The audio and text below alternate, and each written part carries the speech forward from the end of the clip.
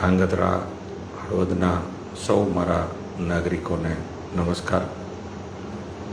ધાંગધ્રા હળવદના વિકાસ માટે આપણે આ 2.5 વર્ષમાં અનેક વિકાસના કામો આપણે મંજૂર કરાવ્યા છે. આના માટે હું રાજ્ય સરકારનો અંતઃકરણથી આભાર માનું છું. સરકાર પાસે આપણે જેટલી પણ ડિમાન્ડ મૂકી છે એમાંની મોટા ભાગની ડિમાન્ડો આપણે મંજૂર કરી છે અને હજી પણ આપણે પાઇપલાઇનમાં વિકસિત ધાંગધ્રા હળવદ માટેનું આખી રોડમેપ બનાવ્યો છે અને 70થી વધુ એવા કામો આપણે હજી જે આપણા પાઇપલાઇનોમાં છે. આપણે જે મુખ્ય કામો શિક્ષણ, આરોગ્ય, રોડ રસ્તા, પાણીની સમસ્યા, આપણે ધાંગધ્રા હળવદમાં ધાંગધ્રાના 14 ગામો અને હળવદના 11 ગામો સૌની યોજનાથી વંચિત હતા અને સાથે સાથે મારો જન્મભૂમિ મૂળી તાલુકો એના 24 ગામો સૌની યોજનાથી વંચિત હતા. હમણાં મુખ્યમંત્રીશ્રીએ આ બધા ગામો માટે સૌની યોજનાનું ખાતમુહૂર્ત કર્યું ને એનું કામ અત્યારે યુદ્ધના ધોરણે ચાલુ છે. ટૂંક સમયમાં એ બધા ગામોને પાણીના પ્રશ્નોની નિરાકરણ આવશે. સાથે ધાંગધ્રા હળવદ વિધાનસભામાં આખા ગુજરાતમાં સૌથી વધુ 8 માધ્યમિક શાળા આપણા વિસ્તારમાં મંજૂર થઈ. એટલે મેં વીણી કે ભાઈ ક્યાં ક્યાં માધ્યમિક શાળાઓની સંભાવના છે એ બધાની દરખાસ્તો કરી અને માનનીય પ્રફુલભાઈ અને કુબેરભાઈ ડિંડોરે આપણને 8 માધ્યમિક શાળા આપી છે. સાથે સાથે 66 કેવી કેમ વધુમાં વધુ બને એની પણ દરખાસ્તો થઈને 66 કેવી આપણે મંજૂર કરાવ્યા છે. સાથે સાથે કે યુવાનોની લાગણી હતી કે અમને સ્પોર્ટ્સ સંકુલો મળે, તો હળવદનું સ્પોર્ટ્સ સંકુલ આપણે અત્યારે લોકાર્પણના લેવલે બહુ ટૂંક સમયમાં એનું લોકાર્પણ થશે અને ધાંગધ્રામાં પણ આપણે સ્પોર્ટ્સ સંકુલ મંજૂર કરાવી રહ્યા છીએ. હળવદનું સર્કિટ હાઉસ હોય એનું એક્સપાન્શન ચાલે છે. ધાંગધ્રાનું બીજું સર્કિટ હાઉસનું આપણે ખાતમુહૂર્ત કર્યું, એનું પણ આપણે આગામી દિવસોમાં લોકાર્પણ થશે. રોડો માટે આપણે એવા રોડો શિવપુર, માથક, કડિયાણા, તો એ રોડો થવાથી મોરબીની વાંકાનેરની કનેક્ટિવિટી બહુ આપણને ફાસ્ટ થશે. સાથે હળવદ મોરબી 4 ટ્રેકનું કામ પણ હવે ટૂંક સમયમાં પૂરું થશે. કુડા ટીકર રસ્તો થતાં આપણે કુડા અને ટીકરની કનેક્ટિવિટી બહુ ફાસ્ટ થઈ જશે. એ વાઇડનિંગવાળો રોડ 72 કરોડથી વધુ ખર્ચે એ પણ રોડ આપણો સ્ટેટ હાઈવે મંજૂર થયો. એવો દિઘડિયાનો જે બ્રિજ હતો કે વર્ષોથી હળવદ સરા વચ્ચે દિઘડિયાના બ્રિજની કનેક્ટિવિટી તૂટી જતી હતી. માનનીય મુખ્યમંત્રીશ્રીને અમે રજૂઆત કરી તો એ પણ બ્રિજ આપણને મંજૂર કરી દીધો. ટીકરનો બ્રિજ હોય, મયુરનગરનો બ્રિજ હોય, કોંઢનો બ્રિજ તો આપણે હવે લોકાર્પણના લેવલે છે, ઓલમોસ્ટ કામ પતવા આવ્યું. કહેવાનો મતલબ કે વિકાસના જે ન ભૂતો ન ભવિષ્ય એ લેવલના આપણને 2.5 વર્ષમાં કામો થયા. સાથે સાથે આપણું હળવદ એપીએમસી કે જે 7 વર્ષ 8 વર્ષથી આપણી ડિમાન્ડ હતી કે હળવદ એપીએમસીને પાછળની જગ્યા મળે. માનનીય મુખ્યમંત્રીશ્રીને રજૂઆત કરી અને હળવદને પાછળની બધી જગ્યા આપી દીધી અને 30 એકરથી વધુમાં હળવદનું એપીએમસી વિકસી રહ્યું છે. એટલે આ નવી જગ્યા પણ આપણને જંત્રીના 30% કિંમતમાં હળવદ એપીએમસીને આપી. એવા કેટલી બધી એનજીઓ હોય એને પણ આપણે 50% કિંમતોમાં જગ્યા અપાવી. વિકાસનું કોઈ પણ કામો હોય એ લાંબી દ્રષ્ટિનું હોય એને પણ આપણે આયોજનમાં લેવાનું. સાથે સાથે હળવદનો વિકાસ નકશો આજ દિવસ સુધી નહોતો બન્યો, તો હળવદનો ડીપી પ્લાન્ટ એ પણ અત્યારે આપણે ફાઇનલ સ્ટેજે છે. વિકાસ નકશો બહુ ટૂંક સમયમાં એનું પણ જાહેરનામું બહાર પાડશે. સાથે સાથે ધાંગધ્રામાં ટીપી, આજે કોઈ પણ શહેરનો વિકાસ કરવો હોય ને તો ટાઉન પ્લાનિંગની બહુ મહત્ત્વતા હોય, તો ટીપી સ્કીમ આપણે 2 ધાંગધ્રામાં આપણે કરવા જઈ રહ્યા છીએ. એટલે આપણે સાથે મળી ધાંગધ્રા હળવદને કે એક નગરપાલિકા હોય તો એ મહાનગરપાલિકામાં કેવી રીતે બને, એક ગામ હોય તો એ ગ્લોબલ વિલેજ મૂવમેન્ટમાં કેવી રીતે કન્વર્ટ થાય. ઇન્ફ્રાસ્ટ્રક્ચરની દૃષ્ટિએ કુડાથી ધાંગધ્રા, વઢવાણ અને લીંબડી નેશનલ હાઈવે 51નું પણ અત્યારે ફાઇનલ સ્ટેજમાં ટેન્ડરિંગ છે. ટૂંક સમયમાં એનું પણ ખાતમુહૂર્ત થશે. સાથે આપણે ધાંગધ્રા કોંઢ સરા અને મોરબી સાથેની કનેક્ટિવિટી માટે નેશનલ હાઈવે 8 અને નેશનલ હાઈવે 51ને પણ આપણે કેન્દ્ર સરકારમાંથી એ પૈસા મંજૂર કરાવીને એ વચ્ચેની કનેક્ટિવિટી આપી, જેથી કરીને મોરબીનું ટ્રાફિક અહીં થઈને વધુ રીતે બહાર આવે. એટલે આપણે વિકાસની દ્રષ્ટિએ અકલ્પનીય કામો થઈ રહ્યા છે. ઇન્ફ્રાસ્ટ્રક્ચરમાં તો સરકારમાં આપણે કહીશું, રાજ્ય સરકારમાં, કેન્દ્ર સરકારમાં પુષ્કળ કામો આવ્યા છે અને હજી આપણે પુષ્કળ કામો આપણે લાવી દઈશું. પણ વ્યક્તિનો વિકાસ ન થાય ત્યાં લગી રાષ્ટ્રનો વિકાસ નથી થતો હતો, વિસ્તારનો વિકાસ નથી થતો હતો. તો વ્યક્તિ વિકાસમાં હજી પણ આપણા બધા વચ્ચે જે મતભેદો છે, જે મનભેદો છે, આપણે આજે પણ દીકરા દીકરીમાં ભેદ જોઈ છે. કે આજે હું મારા સંકલનોમાં પણ મેં ડેટા કઢાવ્યા છે કે અમુક અમુક ગામોમાં 38% માધ્યમિક સ્કૂલોમાં ડ્રોપ આઉટ રેશિયો હોય છે. તો આ દીકરીને જો આપણે નહીં ભણાવી તો એ આપણે ક્યાંકના ક્યાંક જે 2047માં જે આપણી કલ્પના છે ને, એ કલ્પના આપણે સાકાર કરવામાં આપણને આ અવરોધક રહેશે. એટલે મારી સૌને અંતઃકરણથી વિનંતી છે કે આપણે દીકરા દીકરીના ભેદમાંથી બહાર આવી, લિંગ ભેદમાંથી બહાર આવી, સાથે સાથે આપણે જાતિવાદથી ઉપર ઉઠી કે બધા સાથે મળીને કામ થાય, પક્ષાપક્ષીથી પણ ઉપર ઉઠી.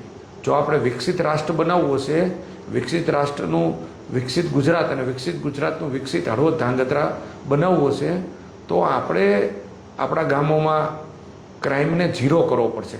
ક્રાઇમ ઝીરો એક તમે દબાણ કરીને કરો ને એકથી અંદરથી થાય કે ભાઈ આપણું ગામ છે, આપણા ગામ સંપીલું હોવું જોઈએ. તો આ બધી બાબતોમાં આપણે કામ કરશું ત્યારે આપણે વિકાસના ખરા અર્થમાં પહોંચી શકશું. એટલે આગામી દિવસોમાં ધાંગધ્રા અને હળવદ ખાતે વિકાસ મંચની સ્થાપના કરી અને આપણે હજી પણ નવા ઇનપુટો લઈ, પક્ષાપક્ષીથી, જાતિવાદથી, વ્યક્તિવાદથી ઉપર ઉઠી કે હું ધાંગધ્રા માટે શું કરી શકું, હું હળવદ માટે શું કરી શકું, હું ગુજરાત માટે શું કરી શકું, હું ભારત માટે શું કરી શકું, હું પૃથ્વી માટે શું કરી શકું. આ જ્યારે આપણે અંદરથી બધામાં એવો ભાવ જગાડી શકું કે મને ઈશ્વરે મનુષ્ય જન્મ આપ્યો અને એ પછી લોકોએ મને ઘણું બધું આપ્યું, હું લોકો માટે શું કરી શકું, ભારતે મને શું આપ્યું એમ નહીં, હું ભારત માટે શું કરી શકું, દેશે મને શું આપ્યું એમ નહીં, હું દેશને શું આપું ને. આ જ્યારે કોન્ટ્રીબ્યુટ કરતા આવી ત્યારે આપણે સારા નાગરિકમાંથી મહાન નાગરિક બની શકશું, સારા શહેરમાંથી મહાન શહેર બનાવી શકશું. તો આપણે બધાએ ગુડ હળવદમાં, ગુડ ધાંગધ્રામાંથી ગ્રેટ ધાંગધ્રા બનાવવું હશે તો આપણે બધાએ વ્યક્તિ વિશેષના રૂપમાં કામ કરવું પડશે. હજી પણ વધુ હું શું આપી શકું, હું કોઈ ફરિયાદના ભાવમાં ન આવું, હું જવાબદારીના ભાવમાં આવું. મારા હક અને ફરજ હોય તો મારા 2, 4, 5 હકો વ્યક્તિગત ઉડી જાય તો કંઈ વાંધો નહીં, પણ હું શ્રેષ્ઠ ફરજ કેવી રીતે નિભાવી શકું. અને આવી રીતે જ્યારે આપણે બધા વિચારવા મળશું ને તો આપણી સ્પીડ વધુ આવશે. એથી ઉલટું જો આપણે દોષારોપણમાં જાશું કે તો આપણી સ્પીડ નહીં આવે. હું કહું છું કે ચોક્કસ ક્યાંકના ક્યાંક આપણામાંથી જ આપણા જ ભાઈઓ છે, ક્યાંક કોઈક પત્રકારત્વ હોય, કોઈ રાજનેતા હોય, કોઈ અધિકારી હોય તો એ ક્યાંકના ક્યાંક એને આપણે સંસ્કાર આપવામાં ઉણા ઉતરા હોય તો એ ક્યાંક રાજનેતાના ધર્મને પણ નિભાવતા હોય. ભ્રષ્ટાચાર કરે તો રાજનેતાના ધર્મને એને નિભાવ્યો ન કહેવાય. કોઈ ડૉક્ટર પૈસા માટે ખરાબ કામ કરે તો ડૉક્ટરના ધર્મને એને નિભાવ્યો ન કહેવાય. કોઈ વકીલ એના પૈસા માટે રાષ્ટ્ર વિરોધી સલાહ આપે તો વકીલે એનો ધર્મ ન નિભાવ્યો કહેવાય. કોઈ ખેડૂત એને જંતુનાશક દવાનો વધુ પડતો વપરાશ કરે અને એ ફૂડને જંતુનાશક બનાવે તો એને રાષ્ટ્ર ધર્મ નિભાવ્યો ન કહેવાય.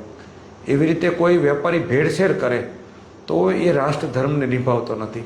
એવી રીતે શિક્ષક પણ કોઈ વિદ્યાર્થીને સાચી શિક્ષા નથી આપતો.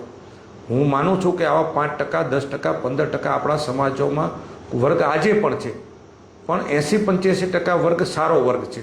આજે સારો વર્ગ રહ્યો એ હજી પણ એકબીજાને મજબૂતાઈથી ટેકો કરે અને જ્યાં નબળો વર્ગ હોય છે એ નબળા વર્ગને હજી પણ આપણે સંસ્કારિત કરી અને જો બધા સેક્ટરોમાં આપણે મહાન રાજનેતા ઊભા કરી, મહાન પત્રકારત્વ ઊભા કરી, મહાન શિક્ષક ઊભા કરી, મહાન ખેડૂત ઊભા કરી અને એમ ટોટાલિટીમાં મહાન નાગરિક ઊભા કરશું ને તો જ દેશ મહાન બનશે. પાકિસ્તાને આતંકવાદ કર્યો, એને લઈને પાકિસ્તાનની ઉન્નતિ નથી થઈ. આપણે વિકસિત ભારત, વિકસિત ગુજરાત કરવું હશે તો આપણે જે 75 વર્ષમાં જેવી રીતે ચાલ્યા ને એવી રીતે ચાલશું તો આપણે નહીં થઈ, કારણ કે આપણા જે લક્ષ્યાંકો છે ને માનનીય વડાપ્રધાન નરેન્દ્રભાઈ મોદી સાહેબે બહુ ઊંચા પકડ્યા છે. કારણ કે આપણે જે 75 વર્ષમાં જે નથી કામ કર્યા ને એના કરતાં 10 ગણો વિકાસ આપણે નવો કરવાનો છે. તો નવો 10 ગણો વિકાસ કોઈ એક વ્યક્તિથી નહીં થાય, સૌનો સાથ, સૌનો પ્રયાસ, સૌનો વિશ્વાસ અને સૌનો વિકાસ. એટલે આને આપણે વધુ ચરિતાર્થ કરવું પડશે. આ ખાલી બોલવાનો નારો નહીં, આ દરેક વ્યક્તિએ જીવવો પડશે. દરેક વ્યક્તિઓ માટે ફરજ માટે વધુ જાગૃત થવું પડશે. અને આ જો આપણે આ દિશામાં સતત કામ કરી તો મને વિશ્વાસ છે, મને શ્રદ્ધા છે કે માનનીય વડાપ્રધાન નરેન્દ્રભાઈ મોદી સાહેબે જે વિકસિત ભારત 2047માં જોવાની કલ્પના કરી છે એને આપણે બહુ જલ્દી સાર્થક કરી શકશું.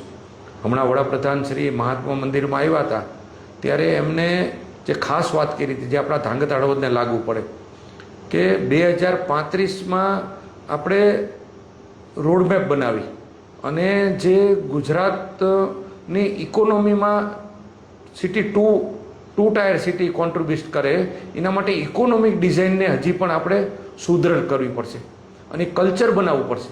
આપણે રોડ રસ્તાથી ખાલી નહીં આવે તો વેપારી હોય એનું સશક્તિકરણ થાય અને ઇકોનોમી કેવી રીતે મજબૂત બને, ટુરિસ્ટ ઇકોનોમી હોય, ઉદ્યોગની ઇકોનોમી હોય, તમામ પ્રકારની ઇકોનોમીને આપણે કેવી રીતે બૂસ્ટ કરી શકીએ અને સિટી 2 ટાયર 3 ટાયરનું ડેવલપમેન્ટ થાય અને સાચું ભારત ગામડામાં વસે છે, ગામડાનું સશક્તિકરણ થાય, ત્યાં આર્થિક ઉન્નતિ થાય. આ પ્રકારના આપણે કામો કરવા પડશે. એટલે બૌદ્ધિકો કે જેમને દુનિયા જોઈ છે, જેને વિશ્વમાં ફર્યા છે, વિશ્વનો અનુભવ છે, એવા લોકો આગળ આવે. એની સાથે સાથે જે સજ્જન લોકો છે, જે દ્રષ્ટિવાળા લોકો છે, એનું બેનું જોડાણ થાય અને એ ભેગા થઈને કામ કરે.